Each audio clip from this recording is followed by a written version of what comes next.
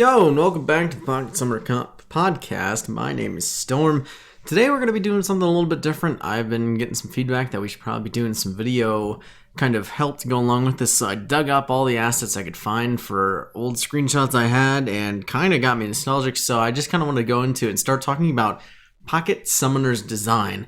So as you can see here up on the screen, I have got a screen capture of what the main screen used to look like. It was a kind of a 3x3 grid that used to have all of your buttons for navigation. It had your main quest guard out on top, so you see my Agal at the top.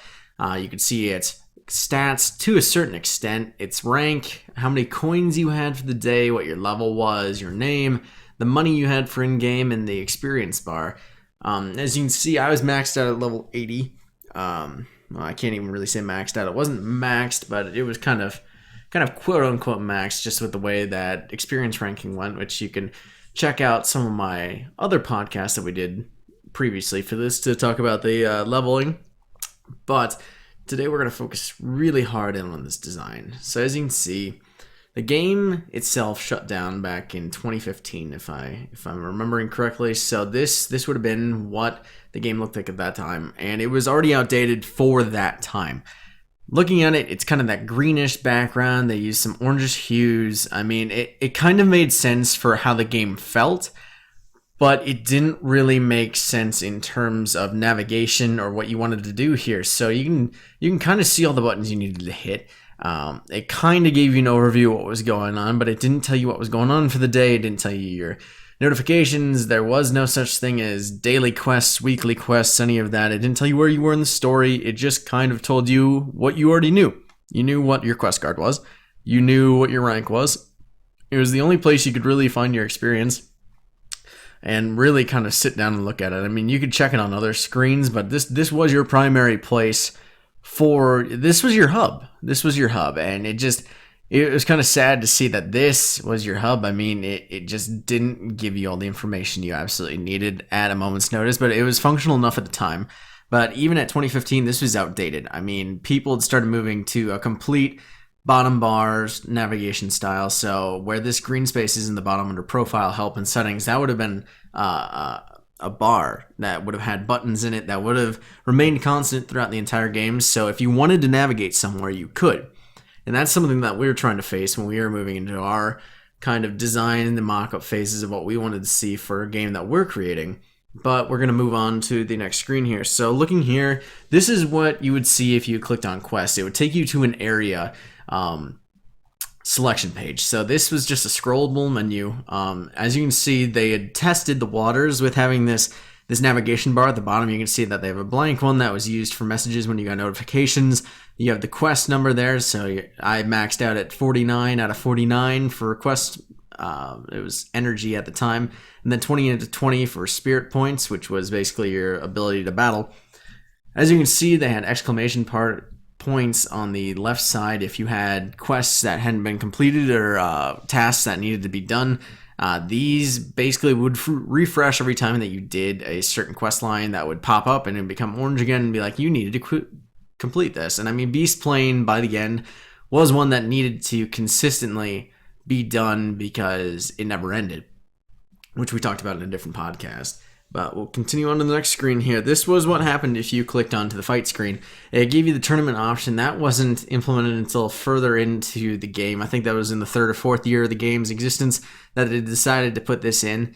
It was a utilized feature for sure, but it wasn't something that was heavily watched. I mean, it's a lot based on luck, unfortunately, because everybody was really using some of the same teams. So you just kind of had to luck out and trick your opponent basically into guessing what you were going to use and then countering. So it was a lot of, okay, am I going to manage my account? Am I just going to watch this tournament happen in front of my eyes? Am I just going to leave the team in? There were different tiers to these. I mean, there was the level 45 one, and then I think there was one under level 60, and then the up to 80. It wasn't a hugely utilized feature because the rewards weren't that great. You would have had to I think you had to win 5 or 6 tournaments to get enough points to even make it worth it, and they all had to be in the same tier so you could get the guards that were invited there. But clan lists and summoner lists basically had the same feature, but one would take you into clan fights and the other one would take you into a summoner list where you could go fight individuals. Again, Not really the most functional screen, but it did tell you what was going on. You had to make 5 or 6 clicks to really get around anywhere, and you just wasted a lot of time, to be frank. I mean, it took too much time to get around. It made grinding difficult and made overall gameplay just a little bit more difficult than it needed to be. This is the screen that you would have clicked on to see all of your guards, and up top I was running a double Homa and Wisdom Angel team. That was a bit insane when those got out. I mean, towards the end of the game, the teams were getting a bit overpowered. Every time a new shop came out, the items or the guards in the shop would just have to outdo the last shop, and it became a nightmare because they just had to continually beat whatever they just did. And by doing that, they created this one King of the Hill type style game. I mean, there is one PvP to run, and you could technically run other teams against this and win, but at the point when everybody was stuck at level, rank 80, 79, 80, 81, I mean, that's really where people capped. So it came down to the points that you spread out, and at a certain point, you couldn't do a whole lot. You were stuck. The meta was the same. Everybody was using the same teams. There was nothing new you could do. There were no new guards that you could go update. You kind of had to guess. I mean, there was probably 3 teams that funneled around. There was always the Ground Phoenix team with Shygon, the Ground Dragon and Phoenix. There was the Homa Wisdom, and then there was a Demon team. Not a ton that you could do there, and just the overall functionality of this page was okay. Towards the end, they had a scroll feature, so if you swiped from the right side of the screen to the left on one of the guards, it would show 1, 2, 3 where you wanted to put it into the team.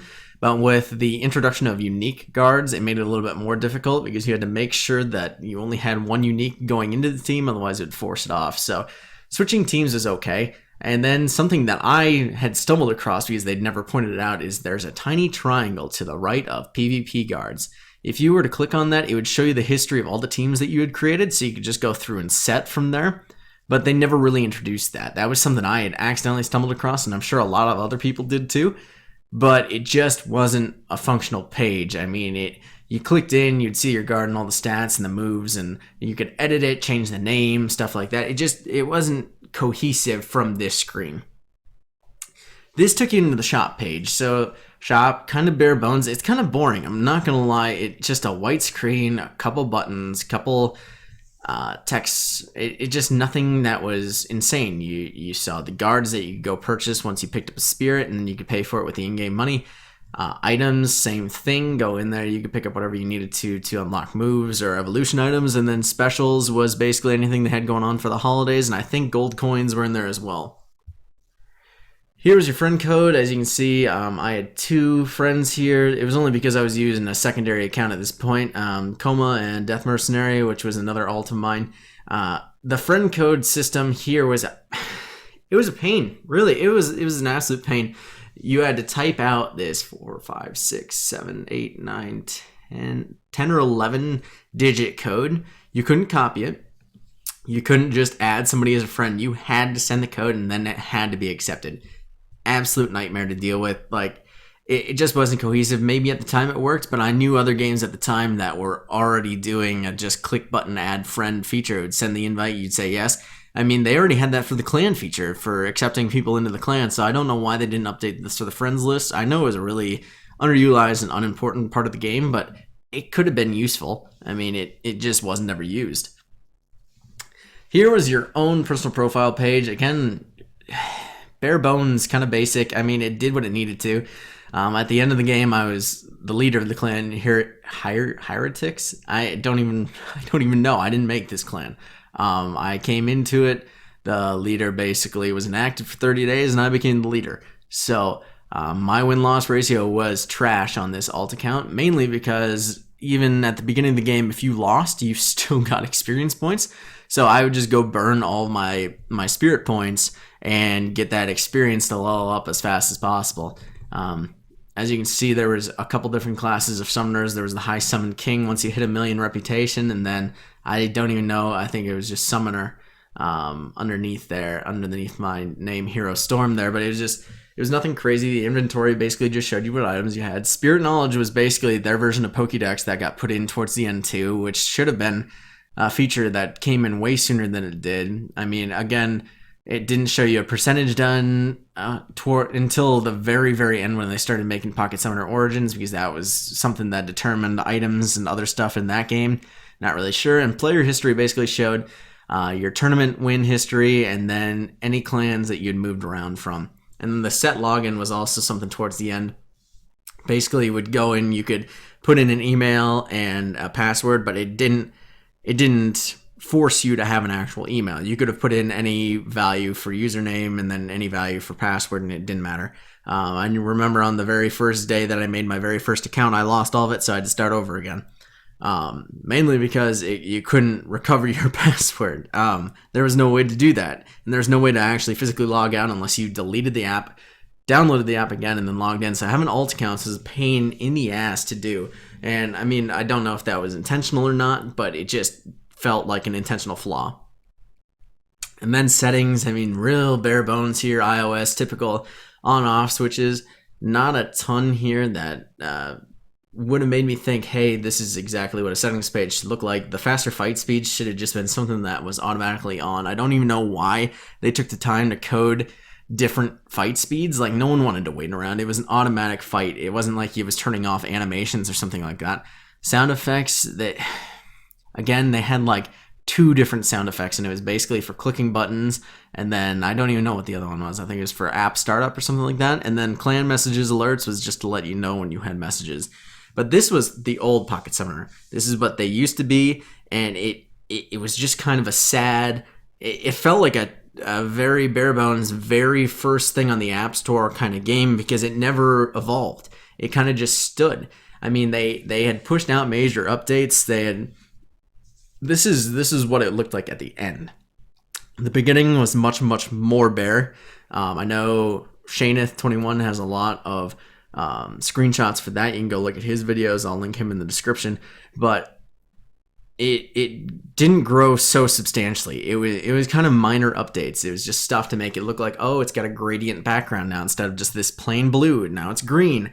I mean, it was bare bones stuff that they wanted to do with this. It wasn't anything insane. It wasn't anything super innovative, to be honest. And it's just something that we are working on diligently now, just trying to find a new way. So, oh goodness, of course this happens right now. Give me 1 second to push through here. Just need to get this screen up and going so you guys can see. So we've been putting together some mock-ups. As you can see, none of the assets are ours. I'll go ahead and say this. Any monster that you see on the screen is not ours. We are not making any money off this video. We're not using them in the game. This is just something we are using to show what a game could and should look like. In our opinion, this is just kind of a splash screen we put together. Nothing crazy. Definitely not definitive. Just using some bare bones things to make what we think a mock-up should look like. So if we tap in here, should be able to go to the main screen. So I will link every artist that I can find in the description. If this is your artwork, I am not taking credit for it. Please message me. I'll very happily give you credit for whatever you want. I will take it down if you don't want it up. Just want to give a pure definition of what we think a game could look like. So this is all very beta stuff. This isn't even the most up-to-date stuff that we have in our system, but it's the one I have access to. So we wanted to continue to have this bottom bar kind of concept at the bottom. So being able to see different buttons that will be held in a constant state as you go through the app, so you can be able to reach anywhere you need to. The main screen, we've gotten rid of that 3x3 grid concept because there's no need for those buttons if that bottom bar is going to be consistent. And then we just basically made it your quest card.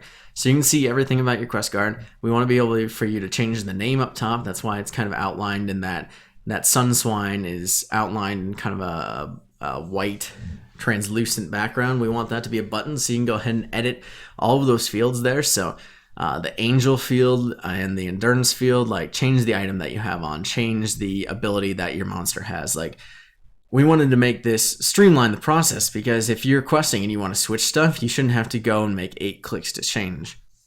So speaking of that, let's go look at monsters. So this is kind of a bare bones. We didn't want to change too much from the basic assets that Pocket Summoner had. We just kind of wanted to make it look a little bit different. So being able to see more monsters at a time, kind of like a Pokemon Go-esque type screen, we just thought was a lot easier than having them go horizontally across the screen and take up that entire space. Because if you're not going to see anything else and you have to click in anyways, you might as well be able to just see them at kind of a glance. Obviously, we would want to put names and levels and other stuff on this so it's more identifiable so you know what you're clicking on instead of just having to guess. But these are really, really early stage kind of views. So we're going to click in on a description. We're going to look at Goom here in the top right. Up here, we want it to kind of pull up almost a monster card rather than anything else. We want you to be able to see all your moves, what kind of rarity it is. So like that black star in the bottom would be a rarity. What type it is in the top right is poison, the name, edit the name, hit the level up and evolve buttons, and then edit all of the stats fields down there. As you know, stats were always something that were a little bit hidden. So we wanted to keep that hidden feature until you go into edit, because you knew what you put in really for the most part. I mean, it wasn't something that needed to be horrifically edited every time that you did it. It was more of an as you leveled up basis. So we wanted you to be able to, stream the app, play it online, and not have to hide everything every time that you're looking through. If you were going to go in and edit, that's your choice, and then you can go ahead and show all these stats off. But we knew that was one of the competitive aspects of Pocket Summoner, was being able to have your own stats kind of hidden. So back button just takes you back. Let's go look at quests. So looking at quests, we wanted to do it a little bit differently. Instead of having to have two screens that take you through areas and then into the quest, we wanted to kind of have this horizontal scrolling area that would show you all the areas. Obviously, we would want more pretty backgrounds and names and stuff like that. There would be some locks, as you can see in the top left here, that would be able to lock that. And then this quest circle to the left, that blue circle with a number in it, would be how many quest points you have left of energy from Pocket Summoner. And we want you to be able to press and hold on that. And if you're to press and hold, it would pop up and say, do you want to refill your stamina? And then it would say yes or no. And then you could use a coin or a potion or whatever you'd want to there. So you don't have to leave the screen to kind of do this. It's just a little bit faster. So if you want to make that grind happen, and then just a vertical scroll up and down to see different quests.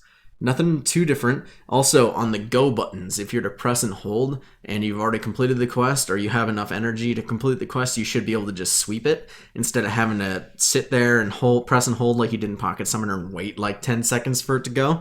But after that, just continuing to do all these quests. Sorry about those notifications. Okay, and then if you're to press and hold on quests, you'll be able to see that we want this little pop-up screen. As you'll see, it's just a duplicate right now.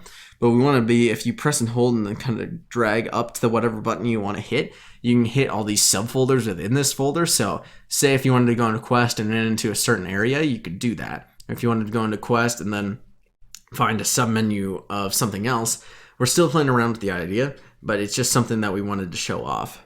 Now going into battles, this would take you into a screen that would actually show whether you wanted to go to a PvP or a clan fight, or if you wanted to do a player versus all. So this would be an example of player versus all, going into a world boss. So basically each week your clan would have this ability to go in and then fight this boss, and then however much of the health you got down, or if you completely beat it, you'd be able to get a certain amount of resources or experience points or whatever it may be.